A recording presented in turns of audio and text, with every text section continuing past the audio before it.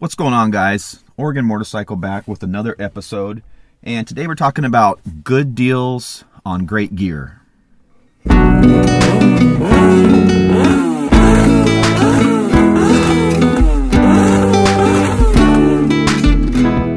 just want to give a special thanks to everybody that's subscribing to my channel and liking my videos. It's pretty cool. I want to let you guys know that when we hit 250 subs, I'm doing a giveaway to possibly help you guys get more gear. So if you guys haven't already subscribed, go ahead and hit that subscribe button, hit the like button, hit the notification bell so you guys can get notified when I upload a new video and all that jazz. So when we hit 250, I'm going to do a giveaway. It's going to be like a little trivia game. Should be pretty fun. And then possibly, you know, maybe another one at 500 and another one at 1,000. So it's just a little something to give back to you guys and help you guys get going on gear, possibly. And that's what we're talking about today, is gear.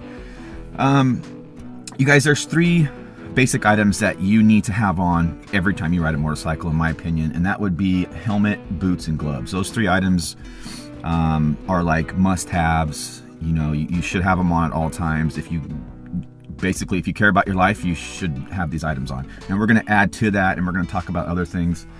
One thing I'm not going to cover in this video is my helmet. There's so many options of helmets. I do suggest looking at Icon and AGV. AGV will be my next helmet. Hopefully I'll be able to have a new lid by next spring maybe. I have a couple in mind, like possibly the K3 or the K5. Take a look at those. I know a lot of you guys know that I have the Icon Airflight, and I believe that helmet deserves its own video. So maybe at a later time I'll do a video talking about that helmet. It's a crazy awesome helmet that I just love to death. So yeah, we'll talk about that maybe in another video. So let's look at the first thing I want to talk about is, you know, this video is about the gear that I have and how I acquired it, and I'm going to share that with you guys to help you acquire gear at possibly some lower prices. Okay, so first we'll talk about my pants. I have the Ironworker pants. I know there's a couple different models of the Ironworker pants. Basically these pants retail for about $170. My pants have the wick away lining, which is the newer model. Okay, so there's another liner inside of them that helps wick away the sweat. And then there's also armor in the knees that they come with. And what I did is I upgraded and I put CE1 armor on the sides. They have pockets for the hips where you can put armor on the hips, which I highly recommend. If you guys go with these jeans, suit them out with all the upgraded armor that you can. So I got these on sale, and they actually made a mistake when they sold them to me, and they gave them to me for the sale price of last year's model. So I ended up getting these jeans for like I believe it was $79. If you guys look for sales on pants, you know, if you're not looking at leather pants, look at sales. Especially this time of year, they have a lot of sales on summer gear, so to speak. So keep your eye out for that. You guys can get a decent pair of jeans with knee armor for around $100 on sale. If not, they range all the way up to like $250. So, but yeah, jeans are, you know, they're not the best slide protection. Obviously, leather is, but some of the leather pants might retail for $500. The thing with these jeans is they have the armor inserts, so you're going to come out with knee pads and hip pads, and that right there is a lot better than just your regular typical 501 Levi jeans or whatever. So you have the padding, so if you were to, you know, get bumped off or whatever and you land on your knees, just imagine landing on your knees on the asphalt with no padding. You might, you know, bust a kneecap or whatever, blah blah blah. So anyways, let's talk about the next thing, is my jacket. So I guess my jacket's probably my second favorite piece of equipment, maybe third favorite, I don't know. I really like my jacket. It's the alpinestars jacket. What is it? It's the V2 whatever, blah blah blah, MotoGP V2 or whatever. I don't even know. I'll list it below. Anyways, these jackets retail for about $450 to $500. They have shoulder armor and elbow armor, and that is both CE1 rated. They don't come with CE rated chest and back protection, so again, I recommend upgrading the chest and back protection when you do get these jackets. Now, this is the thing. I feel that there's some items in motorcycle gear that I would say would be okay to buy used, and other items that I would say would not be okay to buy used. And I'll go over those reasons here in a minute. But So if you look at my jacket, I got it used. The guy said he wore approximately 10 times, so just, you know, whatever. But the jacket, when I bought it, was in great shape. In fact, it was in excellent shape. The guy just said he started working out and his arms got a little too big for it, and it fits me like a glove. I got this jacket, I think we negotiated down to $120, and it was like in almost perfect condition when I got it. I put some wear and tear on it. The equipment, I'm going to be showing you guys some of these pictures or whatever. I've ridden almost 14,000 miles this year, and that's since late March, early April of this year, 2019, and we're in the beginning of December right now. So I've put a lot of miles compared to some on my equipment, so there you can see the wear and tear after, you know, so many, and that includes a trip down to California and back. You know, I ride in the rain and the elements, I don't care, whatever. I'm not trying to keep my equipment, you know, pretty, so to speak, so I'm not like, you know, I've conditioned my leathers, you know, maybe once or twice this year. So, but yeah, you guys keep your eye out on OfferUp and Craigslist. You guys can find some great used equipment on there, you know, at great prices. So let's look at the next thing, is gloves. Gloves, you know, should be mandatory. I don't recommend buying used gloves. If you guys ride for any amount of time in the summer, take your gloves off and smell them, or just take your gloves off and smell your hands. It's disgusting. So there's that, you know, that sweat and grime and that bacteria that builds up in the gloves. And let's be honest, you guys, gloves are somewhat on the cheaper end of equipment. So you just, you know, pick and choose your battle, guys. I wouldn't recommend buying used gloves. So the gloves I have are the built gloves. They're nothing special. They're cheap. And in fact, I got these cheaper gloves on sale. So I only ended up paying, I think, $30 for my gloves. They're leather, they're gauntlet. They have, you know, the both two straps on them. There's knuckle armor and there's padding. I suggest that you guys at least get something with some padding in it and some knuckle armor to protect you. I do have plans to upgrade my gloves here, hopefully before the next riding season.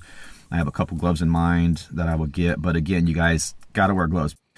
All right, let's go to the next one. Is going to be boots. And now, boots are something, in my opinion, that are somewhat overlooked. I still see a lot of riders riding in tennis shoes, and you know, and what sucks is you have some of these manufacturers promoting this in a sense. Look at that Max wrist crash that I'm sure a lot of you guys have seen. You will see in that video, see if I can show a clip of it right here, where the boot flies off, and this guy's got looks like a quality, decent boot, and that's something we're going to get into right now about the features of a boot that you guys should be looking for. That boot flew off during the crash, and some people thought that his leg fell off, you know.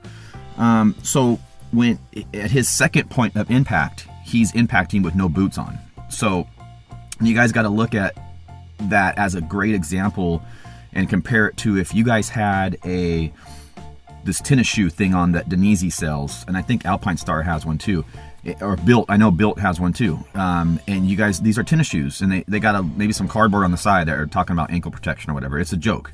That thing's gonna, if you guys have a serious crash or impact, that thing's gonna fly right off, and you're gonna have bare feet on. There's three things that I'm gonna stress on for boots, and the first thing is a strap system, something that straps the boot to your leg and foot. I know some of these boots, especially like Built makes a slip-on type of boot. Some of the boots zipper up on the side. That's great. The boots I have are the Sidi Vertigo Corsas. Now, this is a high dollar boot, and I'm going to tell you how I acquired these guys for a killer price. But it has a strap system. It has two cable straps, one going across the top of your foot and one that's clamping down on the back of your calf. This is going to help prevent it flying off during a crash, so you can maintain the protection that you need and want. The second thing is going to be heel protection. Heel protection is so important, and you know, maybe a lot of people don't realize that you really need that heel protection because of the way you land in a crash. You might come down and slam on your heel. You guys got to remember that you use your feet every day. You have to use your feet to get out of bed. You have to use your feet to go to the bathroom, you know, to take a shower, bath, whatever. It's just you know. So there's countless stories on the internet and crash scenes that you guys can watch of people not wearing adequate boots or foot protection, and it's changing their life because you know, they got to get their leg amputated, or they can't walk right for the rest of their life, and it's all because they were wearing tennis shoes or not the proper boot, or the boot flew off, and you know, There's a great story. I wish I could find the video again. I might link it below if I do. This girl was riding. She was just getting her her skill level up, and she had a crash at like 50 miles an hour. She went through hell for 2 years trying to get her foot rehabilitated, and they finally had to amputate half her leg off. And I feel that if she had proper boots on with proper heel protection, that may have been avoided, you guys. You just remember that gear is not going to save your life. It's going to decrease the doctor bills overall, okay? And that's kind of the way I look at it. The third thing you want to look at on a boot is lateral bracing. A lot of the regular boots, like entry-level boots, don't have lateral bracing. And again, this goes back to the videos that I watch. I watch a lot of crash videos, and I analyze a lot of crash videos. Lateral protection or bracing is going to like brace your foot in a sense, laterally, like a cast might, okay? So if you hit the ground kind of on an angle and your boot sliding across, it's gonna brace your ankles on the side and give you that extra support on the side to hopefully prevent a bone breaking. So this is certain things to look for, you guys. If you're gonna go for it, go for it. So these boots I have, they retail for about $300 to $350. They're pretty high-tech boot. They have carbon fiber shin guards, which are just awesome. They have ceramic toe sliders, and of course they have the cable strap system. They have intake air vents on them. I mean, the boots are just awesome.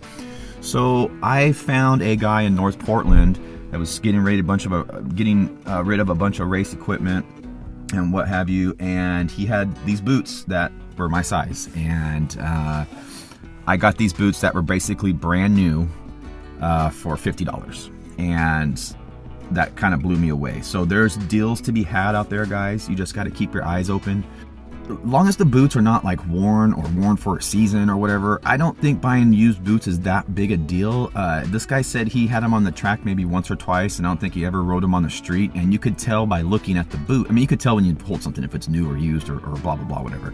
I did actually look at another pair of used Alpinestar boots before I bought these, and they were well used, and I wouldn't, again, it goes back to the bacteria and the sweat and everything. You guys, just kind of gross to me a little bit, you know what I mean? So if you are buying used equipment, just make sure it's lightly used. And again, I would never buy used gloves or a used helmet. Just those two things right there that I kind of stay away from. And I said to them again that I wouldn't buy used boots, but I found this pair of boots that were like barely touched, and for 15% of the retail price. So, and yeah, you guys, boots are really, really important.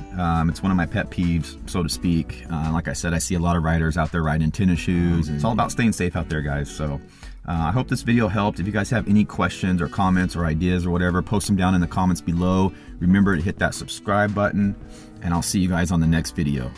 Peace.